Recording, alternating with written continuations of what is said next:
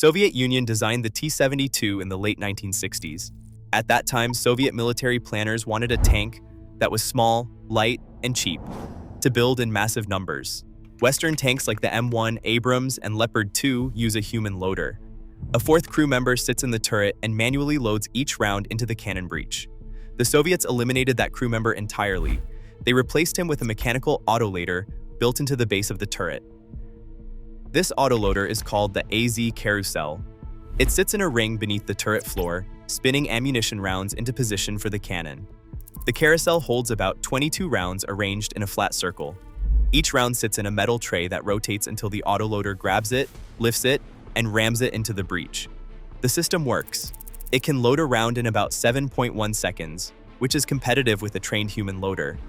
And it allowed the Soviets to shrink the turret, lower the tank profile, and cut the crew from 4 soldiers to 3. But the autoloader created a fatal vulnerability. Those 22 rounds sitting in the carousel are positioned directly beneath the crew compartment. There is only thin metal separating the crew from a ring of high explosive and armor-piercing ammunition.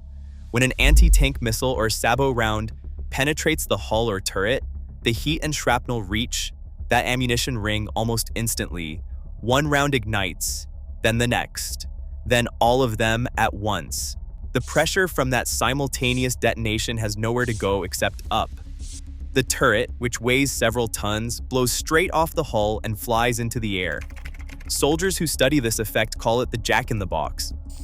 The problem gets worse when you look at the spare ammunition. The autoloader carousel holds 22 rounds, but a T-72 carries up to 44 rounds total. The remaining shells are stored loose inside the turret and hull, stuffed into racks and bins with minimal protection. Some sit in open clips along the turret walls.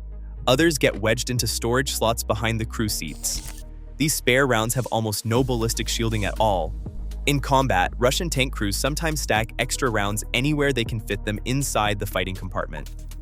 Every additional shell inside that turret increases the size of the explosion if the armor is breached. A full combat load means the crew is literally sitting surrounded by high explosives, packed into a steel box the size of a small car. If this breakdown helped you understand something new, subscribe to Steel Doctrine. Every video on this channel delivers real engineering detail, and your subscription helps us keep building them.